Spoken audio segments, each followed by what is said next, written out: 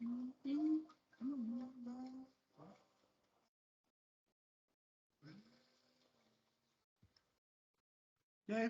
welcome, guys. Good evening, and welcome to our weekly threat intelligence seminar. Today, as always, we have a very important topic, which has to do with ports and its cyber threat or attacks or what have you. So we're going to look at our various ports. Today, we're not going to go with the normal, schedule, the normal procedure. That we start with the mandatory trading, but because of the number, so we are going to go straight to the order of the day, to the topic of the day.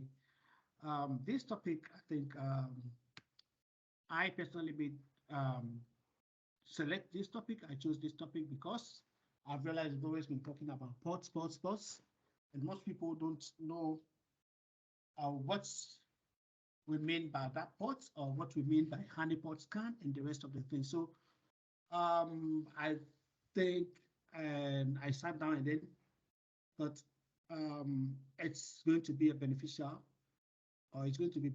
to all of us here.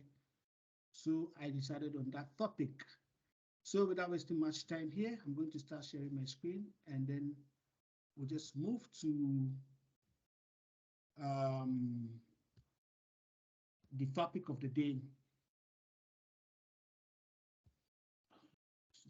Okay, so I hope you can now see my screen and you're going to move straight to the topic of the day, which has to do with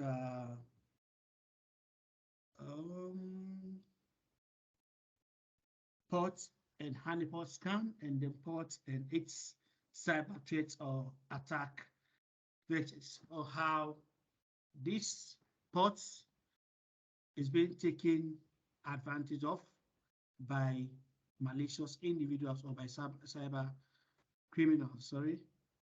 So first of all, as I stated earlier on, we're going to look at port scan attack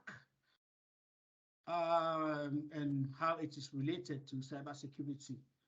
We've all been hearing of ports, and when we look at our computer, we can see that there are so many, areas that we can slot materials to, that is USB and what have you. Or when you take the server, we have various ways of, communicating between the end user and then the server. So it all has to fall on a particular area that the communication is being channeled to the main source of fetching the information and then the recipient of that information. So without wasting much time, when we look at the introduction section, we have a network port and major factors in network security. So the ports, we have it in different folds. We have the physical, we have the hardware, the software, and the rest. So as we go with the lectures, we will be able to talk about all those areas. So network ports are major factors in network security and cyber security in general. Port scanning, for example, tries all ports at an address to see which one are open and listening. Attackers can use this to find a vulnerability or vulnerable services that they can then attack. Firewalls take the port number into consideration when determining to allow or block communication. They are configured to only allow communication to a specific ports needed for a service and block other unneeded ports so they cannot be exploited. As an example of a port in use, say a company wants to have a website or email and secure file transfer service on the internet. Its firewall would allow inbound connections to port 80 or port 443. So this port 80 and 443, we'll come back to it as we go on with the lectures. For web traffic, port 25 for inbound email and port 22 for secure shell, that's FTP or SFTP. It forwards these ports to a specific service for each type of service the firewall will block all other ports. So if an employee incorrectly tries to use FTP on port 21 instead of SFTP, it will be blocked. Or for instance, if an attacker tries to connect to 3033.89 for Windows Remote Desktop to gain control of the server, the firewall will block their connection. So what we mean here with the introduction is that we have various ports, and these ports aid in communication between the end users, as stated earlier on, and the server. So for instance, port 80, that's HTTP and HTTPS, which is for port 443. These are the only ports that are supposed to be left open.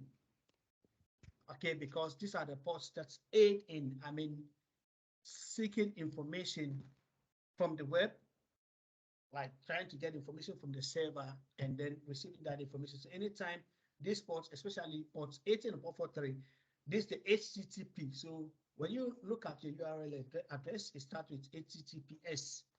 The S means security, that is a secured one. And then the HTTP is the other area that you can seek, but that one is not as secured as the HTTPS. So the HTTP depends on port 80, whereas the HTTPS is on port 443. So these are the only ports that are left open so that the communication can flow between the user and then the server. So that is what the whole thing is all about. So a port is a communication endpoint through which units of data known as packets flow. Transport layers protocol use port number to communicate and exchange packets. The most well-known transport layer protocol, that's TLP, a transmission control protocol, that's TCP, a connection-oriented protocol that requires an established connection between the sender sending data and the user datagram protocol, that's UDP. A connectionless protocol that does not require a two-way connection to be established for a communication to begin. Each port used by TCP and UDP is associated with a specific process or services. Port numbers, which ranges from 65535, are standardized across network connections devices. So port 0 is reserved in TCP or IP networking. TCP is just transmission control protocol. IP is the internet protocol. That's the IP address that we've always been mentioning. Okay. Ports 1 through 1023 are well-known ports used as default for internet protocol as defined by Internet Assigned Number, that's IANA. Port numbers in the range of 1024 to 29151 are set aside for ports registered with IANA to be associated with specific protocols. So ports in the range of 49152 to 65535 are ephemeral ports that are used as needed to address the dynamic connections. So some of the most used ports include the following: the TCP port 80 and then the UDP port 80 are used for HTTP, and then TCP port 443, UDP port 443 are used for HTTPS. So TCP port 465 is used for mail service, such as simple email transfer protocol. Okay, a port in networking is a software definition or a software-defined number associated to a network protocol that receives and or transmits communication for a specific service. A port in computer hardware is a jack or sockets that peripherals or hardware plugs into. So they are either jack or a sockets that peripherals that connections is being made through. A port in a computer software is when a piece of software has been translated or converted to run on a different hardware or operating system. A port on a computer system is when a piece of a software has been translated or converted or changed to run on a different hardware or operating system than it was originally designed for. So a port in a computer networking is how a computer can use a single physical network connections to handle many incoming and outgoing requests by assigning a port number to each. So the number go from 0 to 6553. That is the end of the number from 0 to 65535, which is a 16-bit number. So some of these port numbers are specifically designed and always associated with a specific type of service. For example, a file transfer protocol, the FTP, is always ports number 21. So as soon as you see port number 21, you know that it's a file transfer protocol, that's FTP main port. And hypertext transfer protocol, web, that's HTTP. Web traffic is always port 80, that's HTTP, that's hypertext transfer protocol is always on port 80.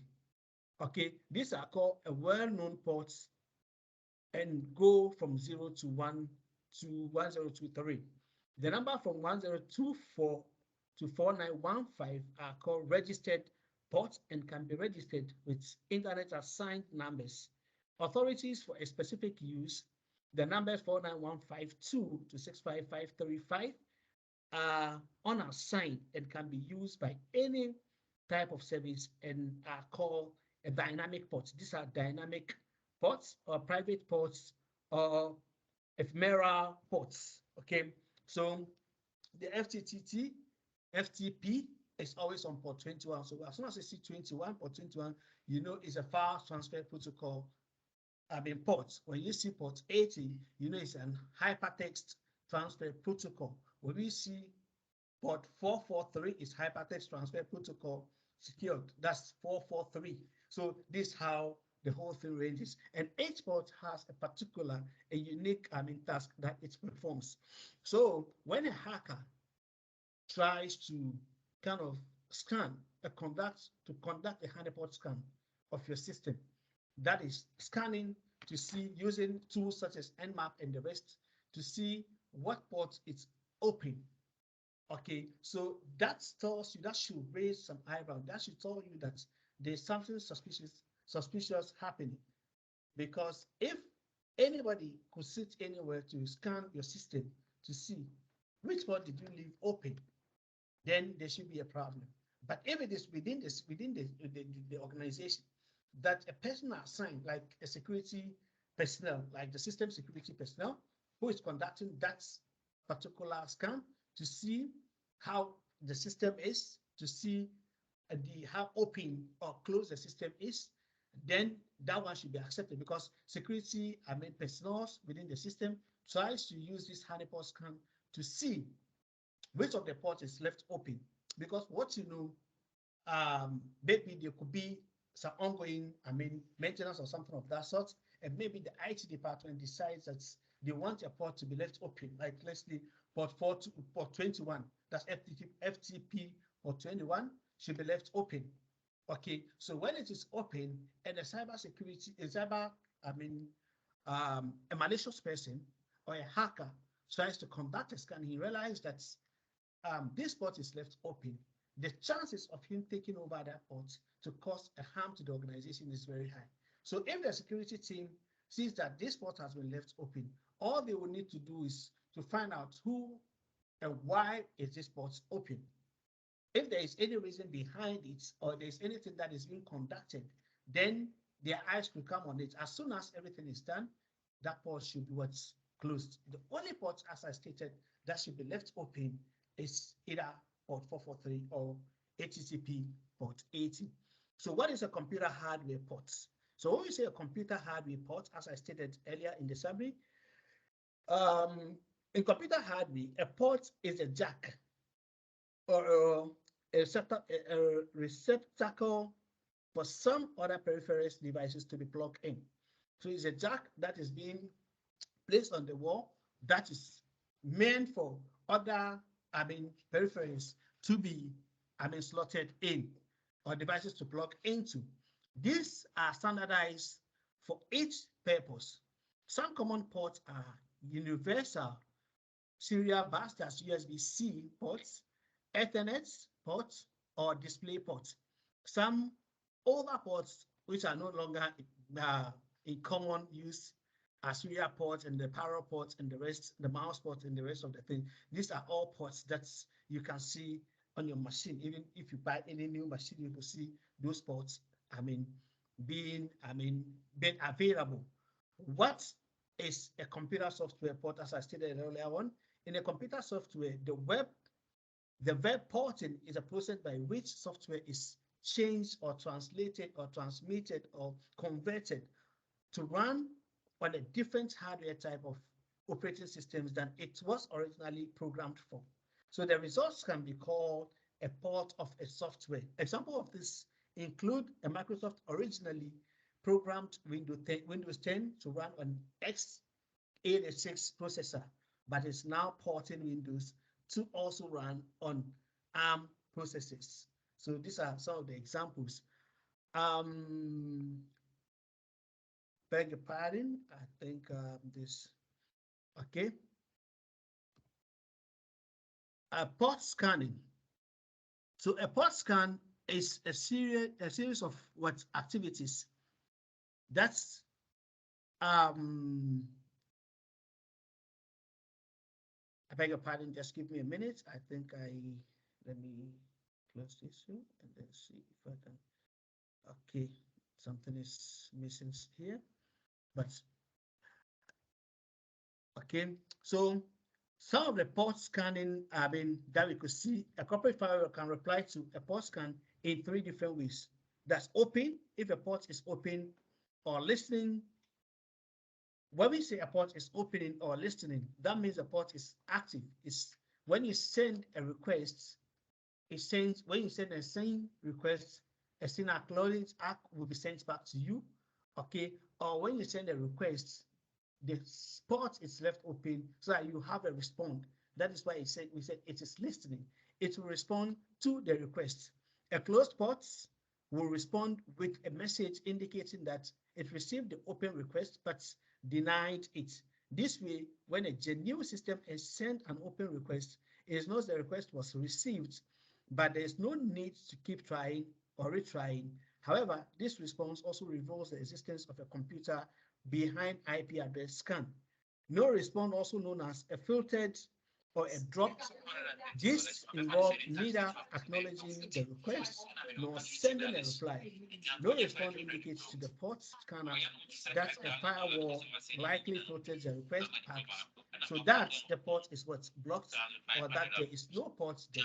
For example, if a port is blocked or in stealth mode, a firewall will not respond to the port scanner. Interestingly, block ports violate the TCP or IP rules of conducting, and therefore a firewall has to suppress the computer, the computer closed port replies.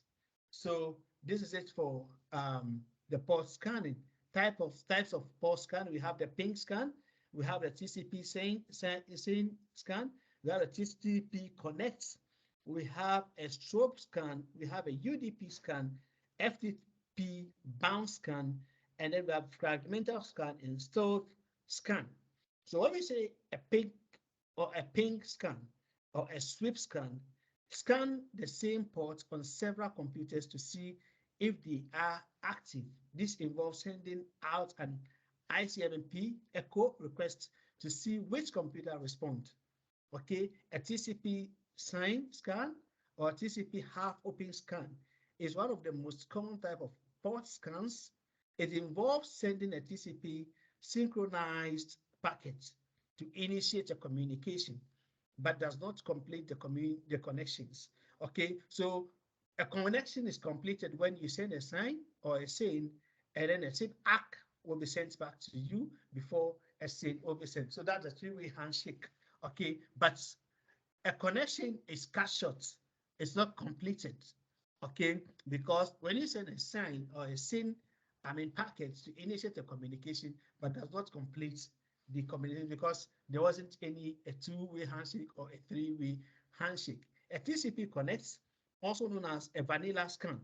It's like a TCP sign can, sign scan in that it sends a TCP sign packets to initiate a communication or to initiate communication, but this scan completes the connection by sending an ACK that's acknowledge the receipt of the and in the sign that was initiated.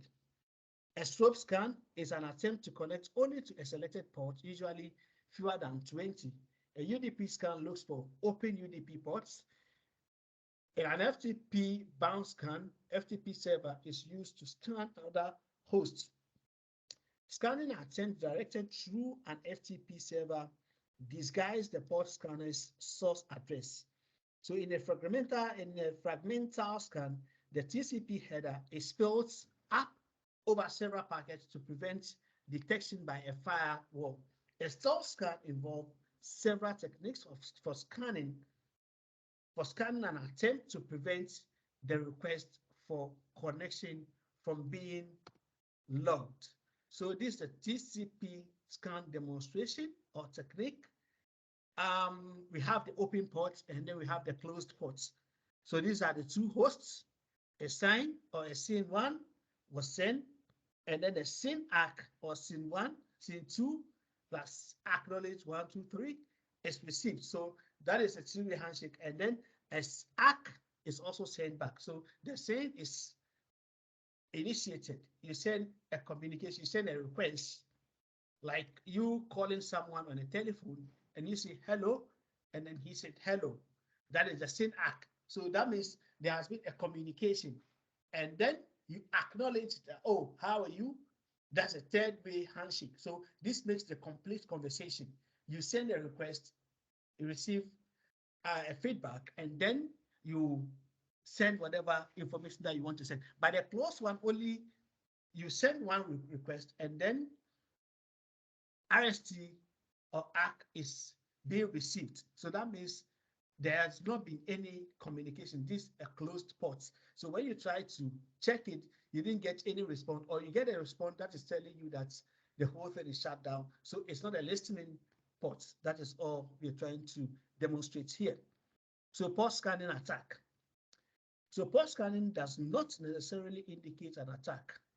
It is important to know why the port scan information is being collected and what it is being used for. Port scanning is one of the most popular information gathering methods used by malicious actors. Part of the reconnaissance process or reconnaissance process, an attacker can use the data collected by a port scan to find out what services a device is running and to get an idea of the operating system being used. This data can then be used to flag vulnerable systems with the intention of exploiting them to gain access to the network.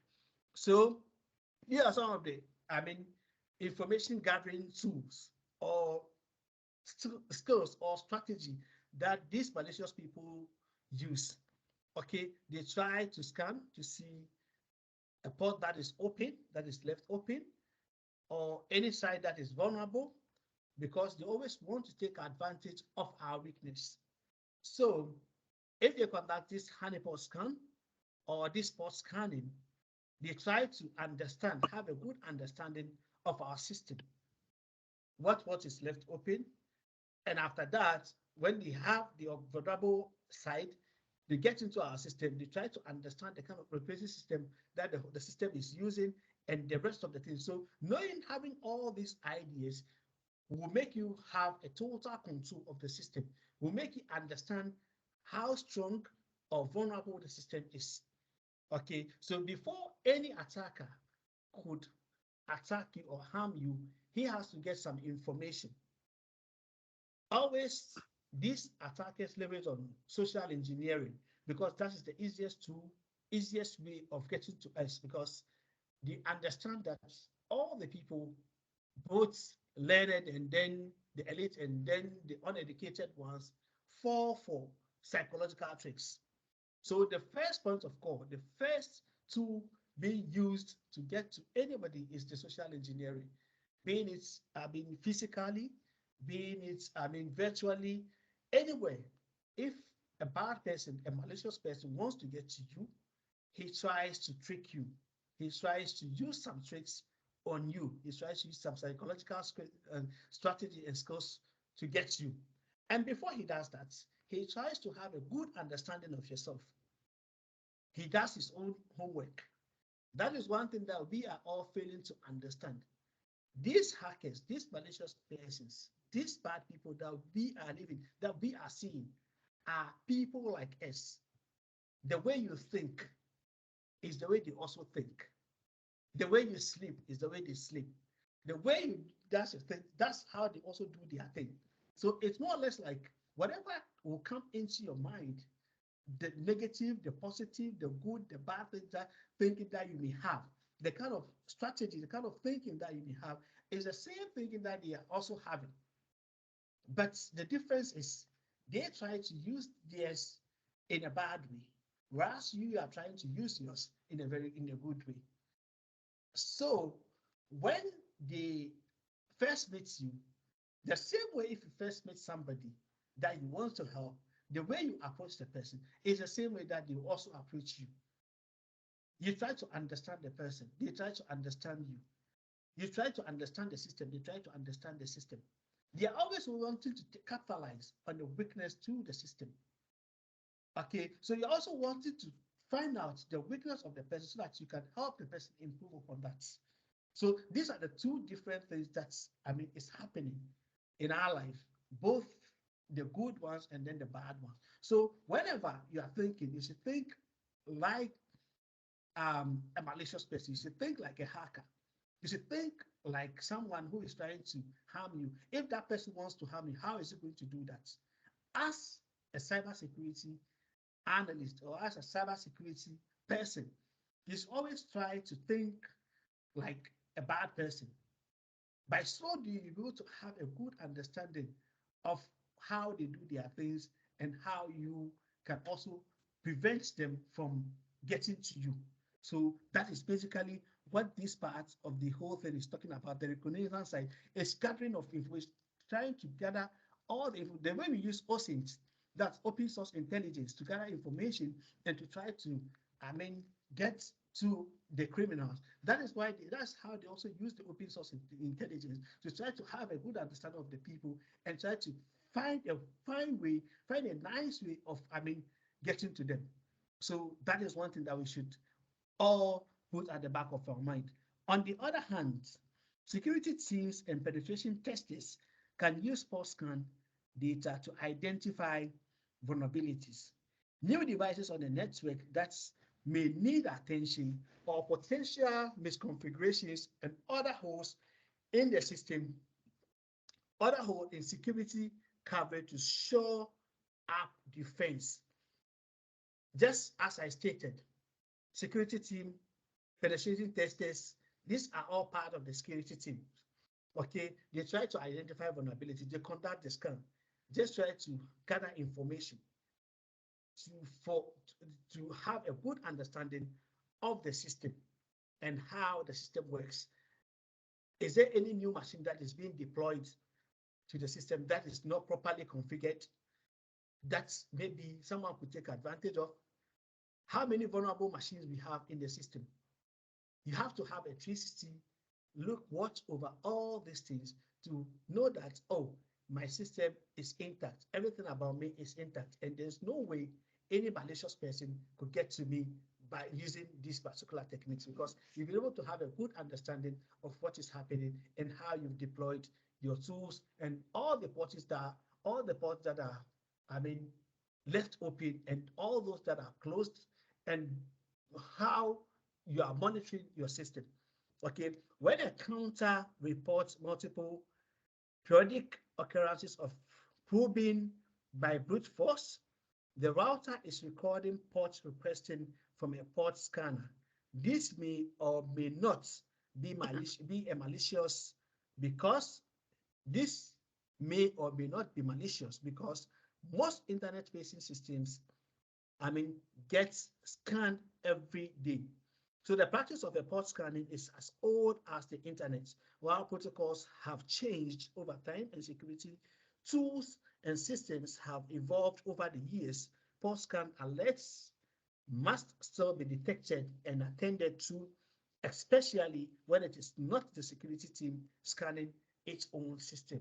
So whenever a third party, an outsider is scanning your system, that one should raise an alarm that something suspicious is happening. So how to detect a bad port scan? A port scan attack must be detected before it can be stopped. When properly installed and configured modern security appliances, these are quite effective at detecting port scans by keeping track of attempts to access systems in the local network. Most security appliances can link ongoing repeated scan attempts from the same source, whether they target a single host or multiple hosts. To be effective, port scan attack may need to probe many different ports on many different systems over a relatively short time period. So which makes the attempt easier to detect. To counter this, some attackers may find it preferable to probe for open ports over a much longer time frame, in which case it becomes more difficult to detect a port scan attack. The downside for the attacker, however, is that it may take hours, days, or longer to find a vulnerable system. Okay, so how to prevent it? It is impossible to prevent the act of a port scanning. So anyone can select an IP address and scan it for open ports. Okay, to properly protect an enterprise network, security teams should find out what attackers would discover during a port scan of their network by running their own scan. Be aware, however, that security assessments and pen tests against many cloud hosting services such as AWS need approved prior to scanning. So what the whole slide is talking about is just, it is difficult for you to sit in your office and try to see, okay, who is scanning, who is not scanning, because anyone can use any. Is it just me or we lost him? Okay, hello? No, he's on. We can hear him perfectly. Okay, so it is sometimes difficult to be able to detect that by just simply looking at it. So it is good that you have a good team in place that always scans the system to see how the system is, to conduct not only pen testing, you can also do vulnerability scanning using Corliss and other tools that you can use to scan the system to see how strong or how weak your system is. So if you do that, you will have a good understanding of your system and you know where you are falling short, where your weaknesses are, where your strengths are. So sometimes businesses do conduct SWOT analysis to see their strengths, weakness, the opportunity they have, and then the threats. You as a security team also have to employ that, always have to have a good look of your system. One security admin finds out which parts respond as being open or which ports respond as being open, they can review whether these ports need to be accessible from outside the corporate network. If not, security admin should shut them down or block them if the open ports are deemed necessary. Admins should begin to research what vulnerabilities and exploits the network is open to and apply the appropriate patches to protect the network. Some type of firewalls use adaptive behavior, which means they will block previously open and closed ports automatically. If a suspect IP address is proving them, firewalls also can be configured to alert administrators if they detect a connection request across a broad range of ports from a single host. Hackers can get around this protection by conducting a port scan in a stable or a stealth mode. Firewall and intrusion detection systems should always be configured to spot and block unusual connections attempts. Okay, so some of the tools that can be used for scanning As you all know, Nmap is one of them. Advanced port scanner, we have Angry IP scanner, Metaspore, the NetArt, the NetScan to the SolarWind port scanner, and then the Unicorn. These are some few tools that you can use to conduct the scan. But the one we are all familiar with here is the Nmap, because we've been using Nmap here every now and then, that you can use that to see the number of ports that are been left open and why they are open, and if there's any need for you to conduct, to conduct more research into why they are left open, you should be able to do that, because if a hacker or a malicious person gets to have his way through the open ports, it will be disastrous for the organization. So I think this will bring us to the end of this main session, even though we should have conducted, done maybe a demonstration of that sort. But it's just today that I decided to do something on these spots. And considering the number of people that have joined today, we can push it to next week so that we can do an Nmap demonstration as well when it comes to looking at the hands-on on this particular topic.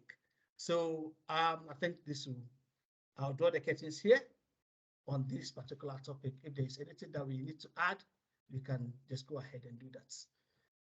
Thank you.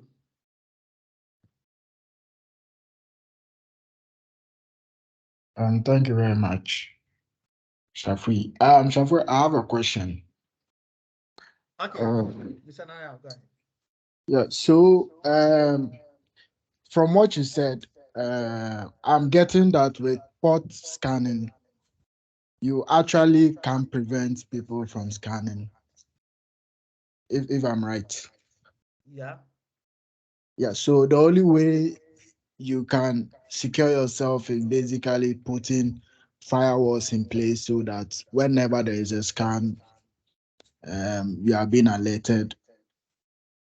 Is that right? Yes. Okay, so and as well, you also conducted the scan to have a good understanding of how your system is faring by using a pen testing or what, or any other, team that you may have, or even the security teams can do that as well to conduct a penetration testing to see if the system is strong or weak. Yeah. okay, but I want to know, as of currently, there is no way that a port scanning can be prevented. Yeah, per the last research that I've done, as I stated earlier on, if you look at my presentation, it says that anyone could sit anywhere using the IP address, okay, to be able to conduct his scan.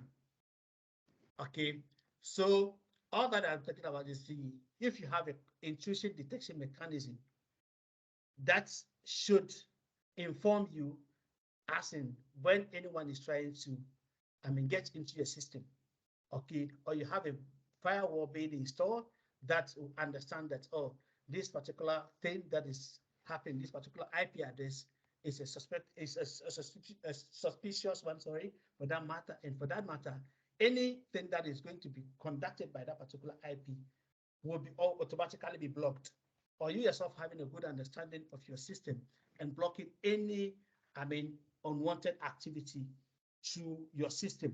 But as it stands, there are so many, systems in place. There are so many softwares in place.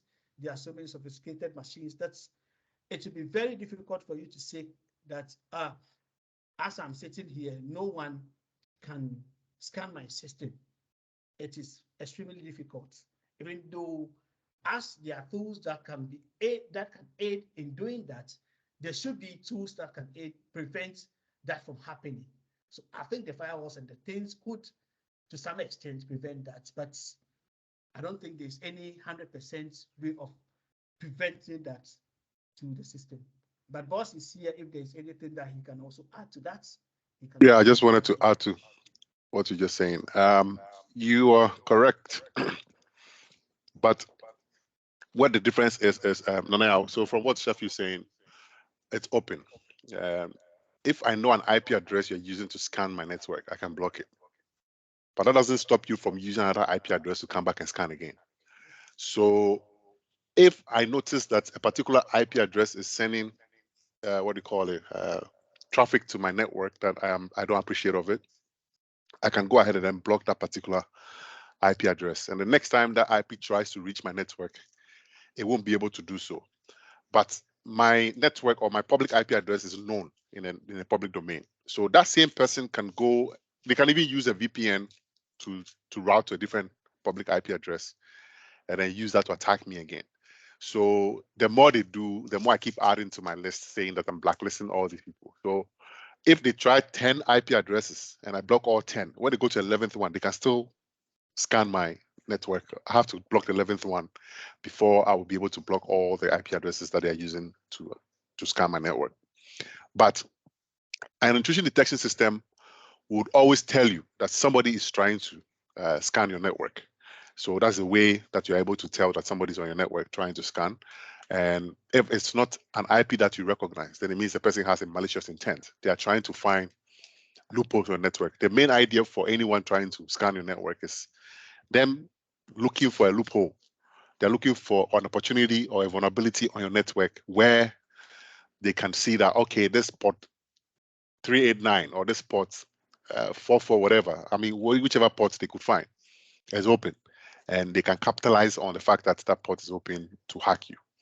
So if I don't or haven't granted anybody the permission to actually scan my network and I'm seeing somebody scanning, then that should be what should come to mind, that the person is looking for an opportunity to actually attack me. So an intrusion detection system, which is your network, will be able to tell you that somebody is scanning your network, and based on that, you should be able to make some adjustments. So you can actually quickly go ahead and then block that particular IP address.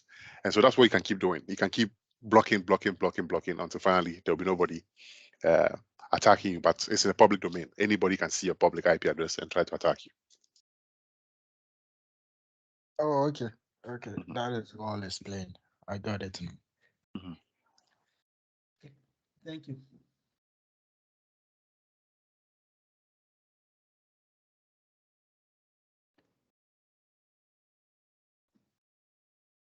Madam Dina, do you have anything for us?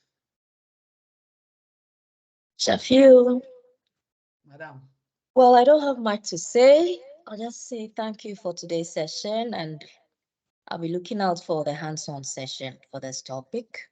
Yeah, since we are all old attendees, catch you same time next week. Yeah, thank you. Bye-bye. Bye-bye, thank you. Okay, boss, do you have anything for us? No, I don't. Thanks, everyone. Okay, okay, then Bye-bye. in the absence of anything, you can call it a Oh, day. before you go, please, before you go, Yeah, I'm sorry, I'm in town, but I'm trying to follow. Instead of doing the blocking, you keep blocking IP addresses. Isn't there any tool that you can use to cordon your network so that nobody else can keep scanning to see any vulnerability? Is there anything like that? Anyway, we call that one the explicit request, where what you're going to do is you're going to block everybody and only allow just a few people to have access to your network. So there are two ways of doing this. It's either you open it up for everyone to be able to access it, and then you block it as and when you feel you don't want anybody to access it, or you close it up and then you only open it up to people that you want them to gain access to. Each one of them has its own disadvantages. Disadvantage because if somebody new wants to transact business with you, then it means you always have to grant a person access to be able to get your network. You prevent other potential businesses from also coming in because they probably may want to see what you have before they can actually transact business with you. So that would be the disadvantage of you blocking everybody and then only allowing people that you want them to come. Not everybody's a bad person. There might be people that would like to reach your network and see what you do before they even get in touch with you. If you do that explicit I'm just talking about, then what happens is, sorry, implicit, then what that happens is nobody's able to reach your network until you grant them access. So it means that with everything, you have to be in a know before anybody can reach your network. And then the other way around is people can reach your network and see what's going on, and then they can actually transact business with you. So it depends on what you are trying to do. Like I said, not everyone is a bad person for you to think that you have to block everybody and only allow people that are trying to get onto your network.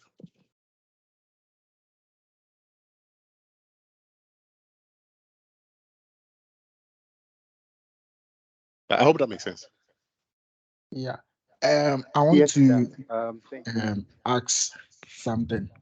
So I came across this issue with my network. You know, over here in Ghana, our IPs are like our internet IPs keep changing. They assign you new IPs. So I realized that one time I was assigned an IP whereby I couldn't visit a particular page and have to wait for the IP to change before I visit, you know, the page again. So I was saying, I was thinking, can a hacker use, let's take that IP, use it to do malicious things, leave it, and later being assigned to someone who is innocent? Ask the question again. I was saying with, let's take, I'm using Ghana as an example. So over here in Ghana, our mobile networks, like the IP address, keep changing. They are not static. So I was saying, if IPs are being blocked, like the way Kwame is saying, and due to the dynamic IP address, I was assigned an IP that an hacker have used for malicious stuff and has been blocked from some services or ports. And later I want to then, you know, I've been assigned that IP and I want to do some testings. Isn't this going to affect the It innocent is. person?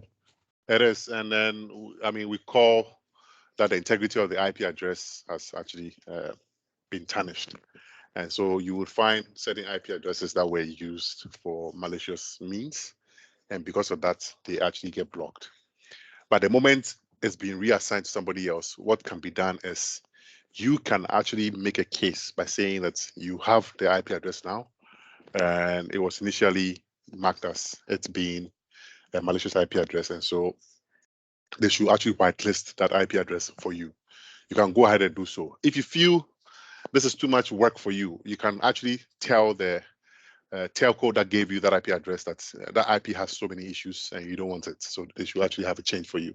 Usually, if I am the telco that I own, like primarily own that IP address and I'm selling it to customers, if the previous customer that I sold it to has actually tarnished the image of that IP address, then it's my responsibility to come back and polish it. Make sure I report it to all these websites and let them know that I've revoked that IP from that particular person I had it before. And now we need to make sure that the IP is clean because you'll be selling to a different person.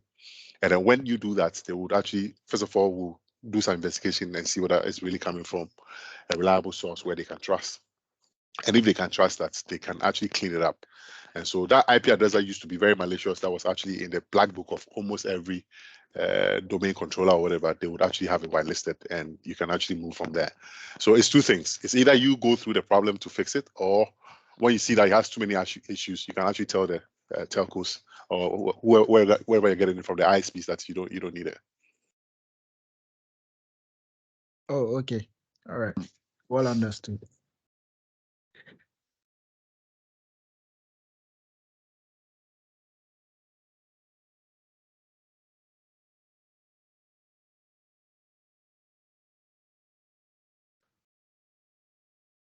Okay then, and I think that's been a very interesting discussion.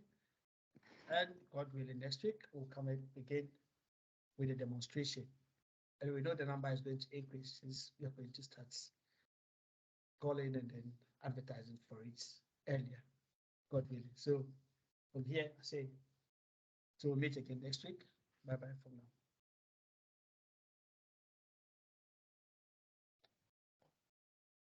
Thank you. Thank you, Mr. Nana.